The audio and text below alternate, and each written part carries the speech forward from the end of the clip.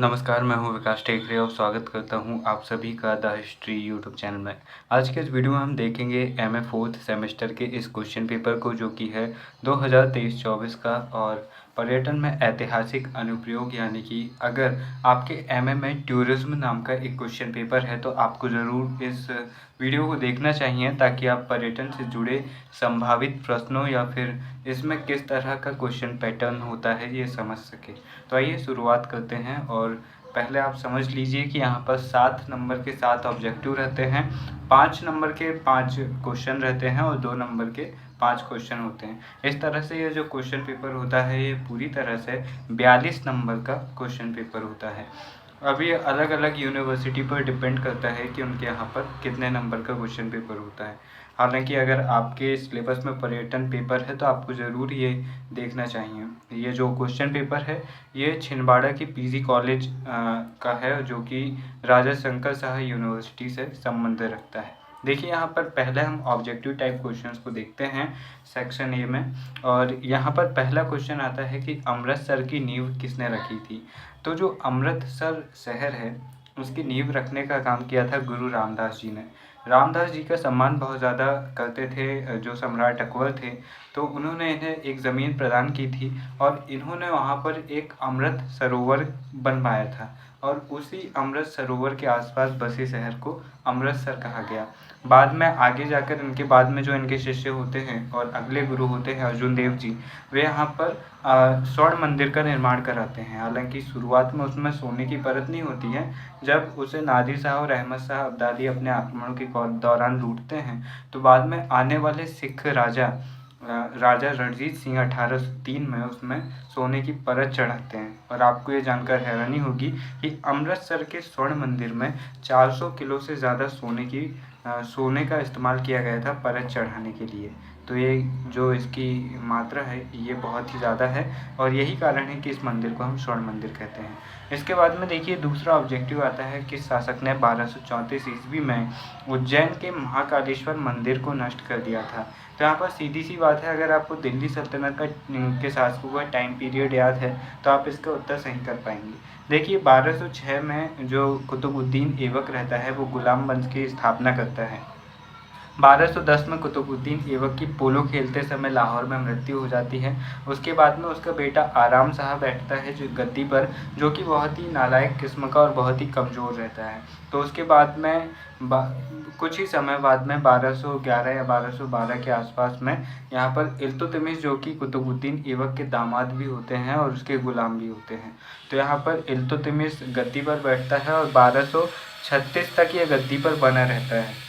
इसलिए 1236 तक ये गद्दी पर बना रहता है, तो 34 भी इसके ही समयकाल है।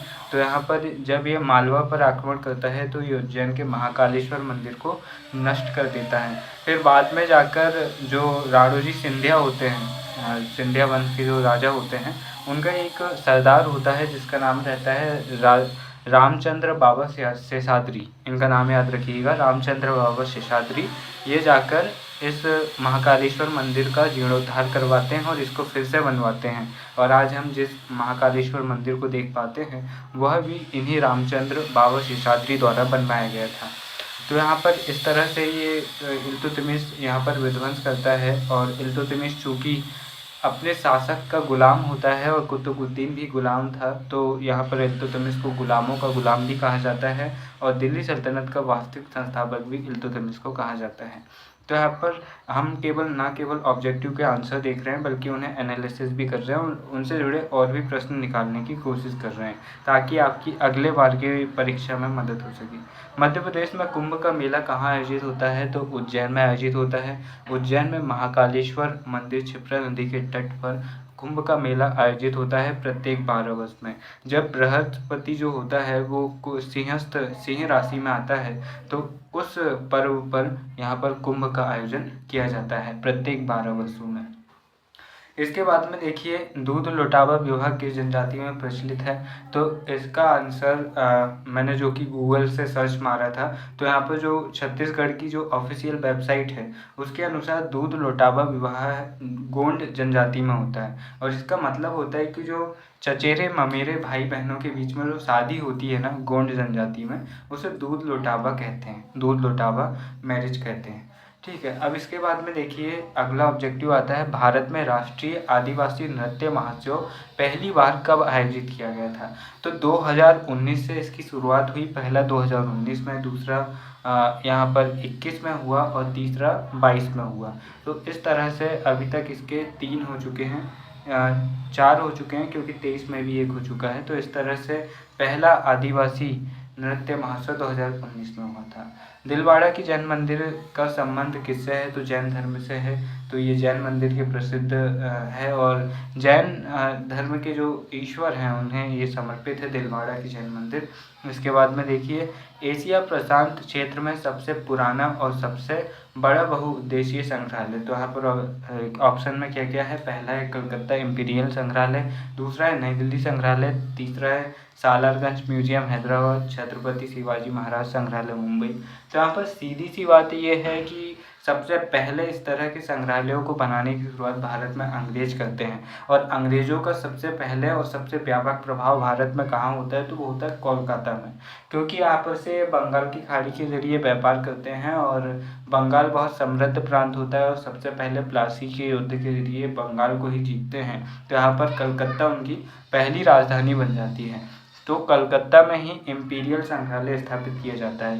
न केवल ये भारत का, न केवल एशिया का, बल्कि पूरे एशिया पैसिफिक एरिया का सबसे बड़ा म्यूजियम कलकत्ता इम्पीरियल संग्रहालय है। इसे कलकत्ता म्यूजियम भी कहा जाता है।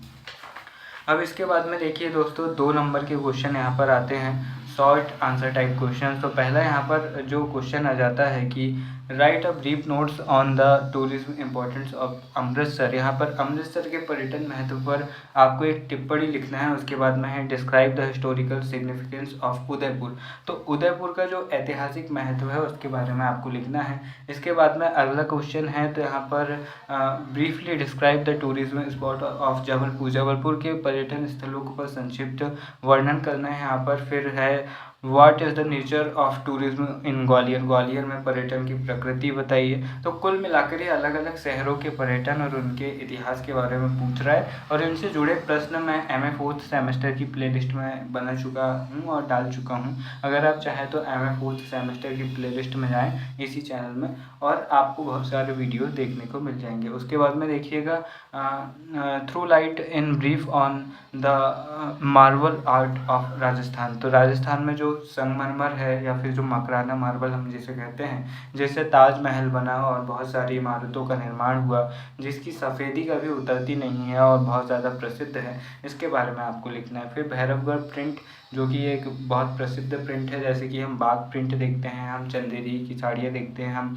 महेश्वर प्रिंट देखते हैं, उसी तरह से ये भी बहुत प्रसिद्ध प्रिंट है मध्य प्रदेश का।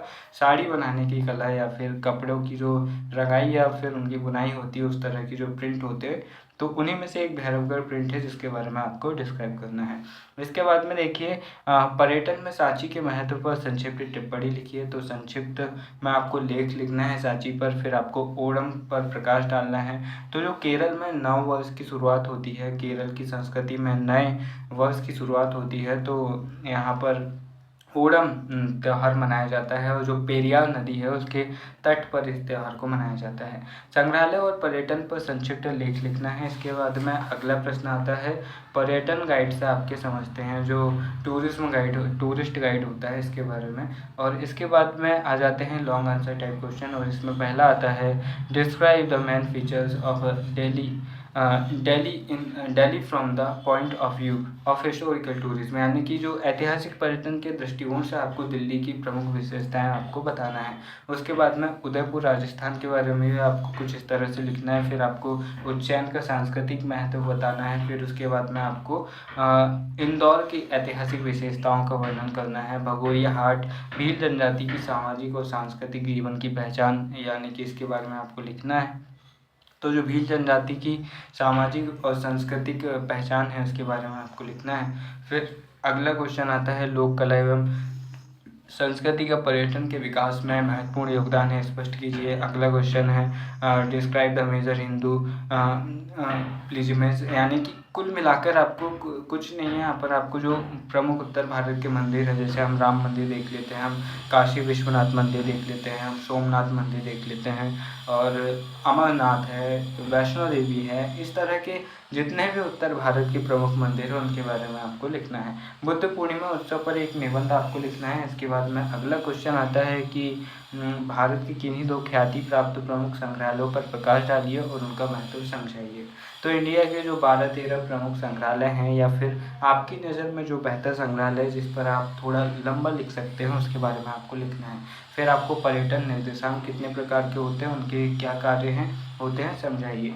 तो दोस्तों, आपको एमए का लगभग 90% सिलेबस, आप जिस भी यूनिवर्सिटी के हो, जिस भी कॉलेज के हो, लगभग हर कॉलेज का कुछ ना कुछ तो सिमिलर होता ही। जैसे भारत के इतिहास की बात करें तो आप भले ही आप उत्तर प्रदेश में पढ़ें या मध्य प्रदेश में पढ़ें या फिर छत्तीसगढ़ में पढ़ें, आपके सिलेबस पर कुछ चीज़ें सिमिलर होती ही हैं। जैसे असहयोग आंदोलन हुआ, प्रमुख घटनाएँ हुई, उसी तरह से आपके भी कॉलेज का सिलेबस कम से कम 90% आपको प्लेलिस्ट में मिल जाएगा चैनल की, जहाँ पर एमए फर्स्ट सेम से लेकर 4th सेम चारों सेमेस्टर की प्लेलिस्ट है, और सभी पर आपको हिस्ट्री के वीडियो अपलोडेड मिल जाएंगे। अगर आप किसी दूसरी कॉलेज या यूनिवर्सिटी के हैं और आपको किसी टॉपिक पर प्रॉब्लम हो रही है और आपको उसका सॉल्यूशन चाहिए या फिर नोट्स चाहिए, तो आप कमेंट कर सकते हैं, मैं उस टॉपिक पर वीडियो बनाने की कोशिश करूँगा।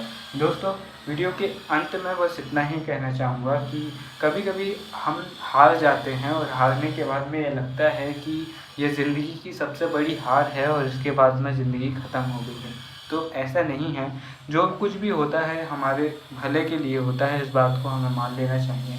पूरी मेहनत करने के बाद भी अगर हम ना कर पाएँ तो वहाँ पर ये सोच लेना चाहिए कि हो सकता है कि हमारी किस्मत में कुछ नया लिखा हो, क्योंकि शाहरुख खान कहते हैं कि लगातार असफलताओं ने मुझे विनम्रता सिखाई है, मुझे झुकना सिखाया है, मुझे दूसरों के सामने अच्छा व्यवहार करना सिखाया है। इसलिए कभी कभी आपकी हार आपको कुछ सिखाने के लिए या फिर आपको और बेहतर बनाने के लिए होती है। इसलिए कभी अगर आप हारो तो उससे कुछ सीखो, ना कि अपनी ज़िंदगी को ख़त्म करने या फिर अपनी ज़िंदगी को पीछे धकेलने की सोचो। फिर मिलते हैं अपने किसी और वीडियो में, तब तक के लिए नमस्कार, जय हिंद।